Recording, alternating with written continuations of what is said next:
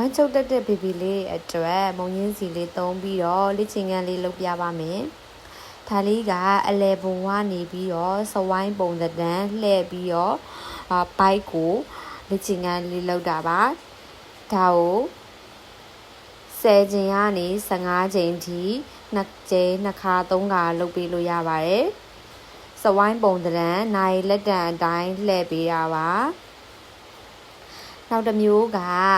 အပေါ်ကနေလို့အောက်ကိုညင်ညင်တတလေးဆွဲချမှာပါအရင်ဖိစရာမလိုပါဘူးလက်ကိုညင်ညင်တတလေးအပေါ်ကနေအောက်ကိုဆွဲချပေးမှာပါနောက်တစ်မျိုးကဘေးဘက်မှာတစ်ချက်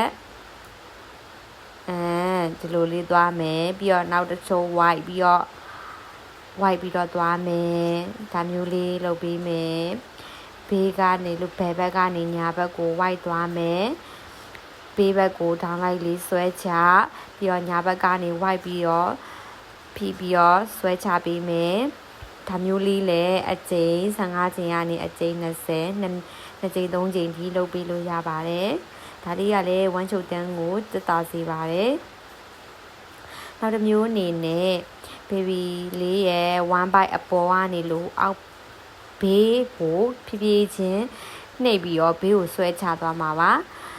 ဒါမျိုးလေးကအကျိန်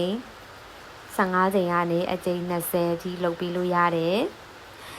ကလေးလေးတွေဝမ်းချုံနေတာတို့လေးမလဲတာတို့ဆိုရင်ဒါမျိုးလေးလုပ်ပြီးလို့ရပါတယ်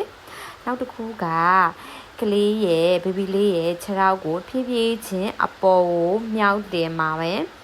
မြောက်တင်လိုက်အောက်ကိုချလိုက်အပေါ်ကိုမြောက်လိုက်အောက်ချလိုက်ပေါ့နော်ဒူးလေးကွေးပြီးတော့ဒူးလေးကွေးပြီးအပေါ်ကိုတင်လိုက်အောက်ကိုချလိုက်ဒါမျိုးလေးအကျိန်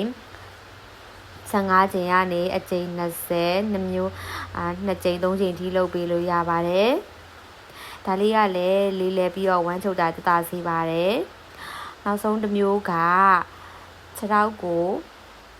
ဝိုက်ပြီးတော့ဘယ်ဘက်ကိုညာဘက်ကိုစောင်းမယ်အရင်ဆုံးညာဘက်ဘယ်ဘက်အရင်စောင်းရရပေါ့နော်ဒါညာဘက်ကလေးကိုရင်ပြပေးတာညာဘက်စောင်းမယ်ပြီးရင်ဘယ်ဘက်ကိုဝိုက်ပြီးတော့ဒါမျိုးလေးဝိုက်စောင်းမယ်ဒါလည်းတစ်ဖက်ကို15ချိန်ကနေအချိန်20ထိနှစ်ဖက်